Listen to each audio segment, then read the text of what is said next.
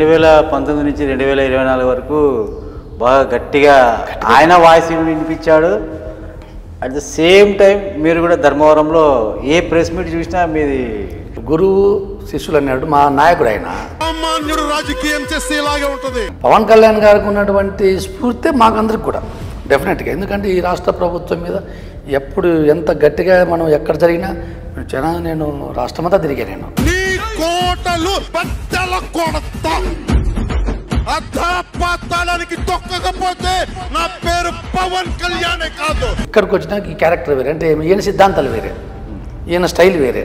ఇంతకీ మీరు టీడీపీ నుంచి జనసేనలోకి ఎందుకు రావాల్సి వచ్చింది? కొద్దిగా రాజకీయాలకు దూరం అయిపోదామని చెప్పేసి దాదాపు 2011 నుంచి నేను రాజకీయాలకు దూరంగా బతికాను. 2018 ధర్మవరం పట్టణానికి ఎటువంటి వనరులు అవసరం, అంటే ఏమేమి అవసరం అని మీరు అనుకుంటున్నారు? ఏ విధంగా డెవలప్ చేయాలని చెప్పేసి అనుకుంటున్నారు? ధర్మవరం అంటేనే చేనేతకు పట్టుకు నిలయం, పట్టు పరిశ్రమకు నిలయం.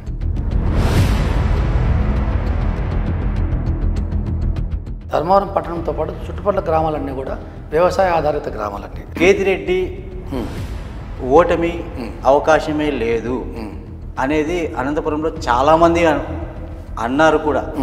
ఎట్లా ఎందుకంటారు అన్నారు ధర్మవరంలో కేతిరెడ్డి ఓడిపోడు అని. దేశమంతా ఎలక్షన్ జరిగింది, ఫోన్కి ఈవీఎంలు పెడతారా సార్ ఇదంతాను. అంటే ఆయన మెజారిటీ మీరు చూసారా? ఎన్ని వేల మెజారిటీతో ఓడిపోయారు చెప్పండి. ఎన్ని వేల మెజారిటీ అని కాదు, ఓడిపోయినాడా లేదు అతను. అంటే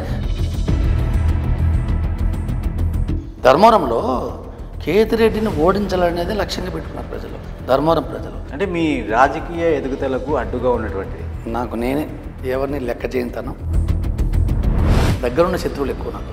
ఇప్పుడు మీరు చంద్రబాబు నాయుడు గారి పరిపాలన చూశారు, రాజశేఖర రెడ్డి గారి పరిపాలన చూశారు, జగన్మోహన్ రెడ్డి గారి పరిపాలన 2019 నుంచి 2024 వరకు ఎలా కొనసాగిందంటే మీరు ఏం చెప్తారు? చూద్దామని చెప్పేసి అవకాశం ఇస్తే ఆయన వచ్చిన రోజు నుంచి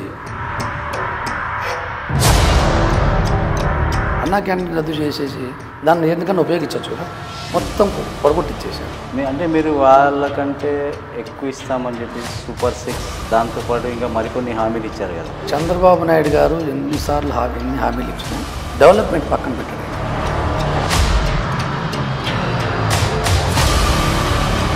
అభివృద్ధిని ఒక పక్కన, సంక్షేమాన్ని ఒక పక్కన, రెండు సమపాలను నడిపిస్తారు. జగన్మోహన్ రెడ్డి అట్లా కాదు. అభివృద్ధి అనేది ఏముండదు, ఒక రోడ్లు వేయడు, ఇండస్ట్రీ తీసుకురాడు, ఏది ఉద్యోగ సంక్షేమ పథకాలు అదే కదా. అది ఫెయిల్యూర్ అక్కడే ఏంటిది.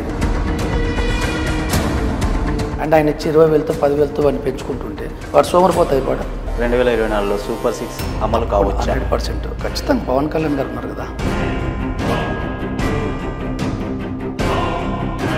చేయాలని తపనున్న నాయకులు కాబట్టి 100% చేస్తారు. ఇంతకీ పవన్ కళ్యాణ్ గారి విజన్ ఏమంటారు? డబ్బు కోసం రావాలనుకుంటే ఆయనకు అవసరం లేదు. ఇప్పుడు ఈ దుర్మార్గమైన ప్రభుత్వాన్ని దించాలి మనం. ఇటువంటి దుర్మార్గుడు ఈ రాష్ట్రానికి మంచిది కాదు, ఇటువంటి విధ్వంసకారుడు ఈ రాష్ట్రానికి మంచిది కాదు.